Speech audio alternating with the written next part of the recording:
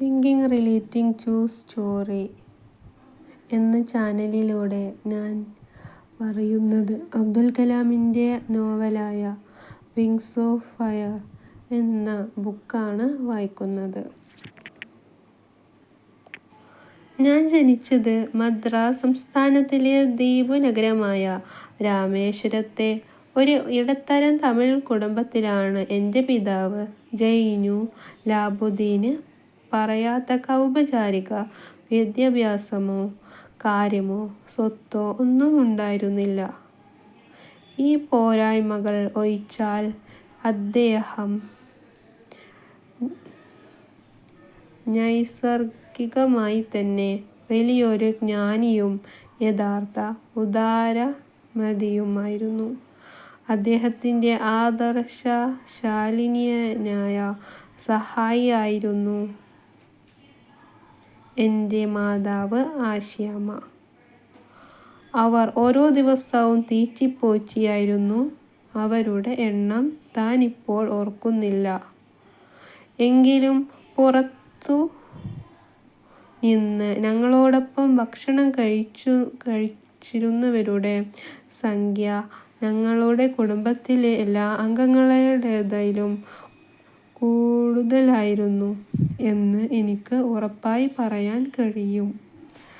എൻ്റെ മാതാപിതാക്കൾ പരക്കെ ഉത്തമ ദമ്പതികളായി കണക്കാക്കപ്പെട്ടിരുന്നു.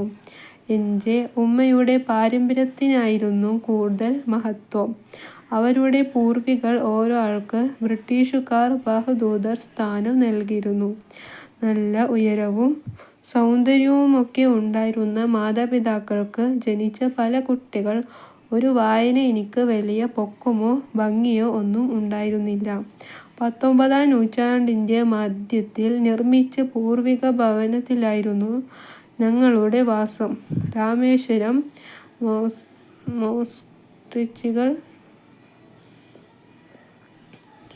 ചുണ്ണാമ്പുകൾ, ചൂടുകട്ടയും കൊണ്ട് നിർമ്മിച്ച സാമാന്യം വലുതും ഉറപ്പുള്ളതുമായ ഒരു വീടായിരുന്നു അത്. ഒതുങ്ങിയ മട്ടുകാരനായിരുന്നു എൻ്റെ പിതാവ്. അത്യാവശ്യമില്ലാത്ത സുഖസൗകര്യങ്ങളും ആഡംബരങ്ങളുമെല്ലാം ഒഴിവാക്കിയ പോക്കായിരുന്നു. എന്നാൽ ഭക്ഷണം, മരുന്ന്, ഉടുപ്പുകൾ തുടങ്ങിയ അത്യാവശ്യ കാര്യങ്ങൾക്കൊന്നും യാതൊരു മുട്ടുമുണ്ടായിരുന്നില്ല. വാസ്തവത്തിൽ സാമ്പത്തികമായും യാതൊരു മാനസികമായും സുരക്ഷിതത്വം നിറഞ്ഞ ഒരു ബാല്യമായിരുന്നു എൻ്റേത്. ഞാൻ സാധാരണമായി ഭക്ഷണം കഴിച്ചിരുന്നത് അടുക്കളയിൽ ഉമ്മയോടൊപ്പം നിലത്തിരുന്നിട്ടായിരുന്നു. ഉമ്മ എൻ്റെ മുന്നിൽ ഒരു വാഴയില വെച്ച് അതിൽ ചോറ് വിളമ്പിയിട്ട് കൊതിയൂറുന്ന മണമുള്ള സാമ്പാർ ഒഴിക്കും. പിന്നെ വീട്ടിലുണ്ടാക്കിയ തീക്ഷ്ണ ഗന്ധമുള്ള ഒരു തരം അച്ചാറും ഒരു കട്ട പുതിയ തേങ്ങാച്ചമ്മന്തിയും അരികിൽ വയ്ക്കും. നിങ്ങൾക്കിത് വായിച്ചിട്ട് എൻ്റെ വായന വലിയ സുഖമുണ്ടാവും എന്ന് എനിക്കറിയില്ല. എന്നാലും നിങ്ങൾ ഈ നോവലൊന്ന് വായിച്ചു നോക്കുക. ഞാൻ ഇതിൻ്റെ അടുത്ത പാർട്ട് ഇനിയും ഇടുന്നതായിരിക്കും.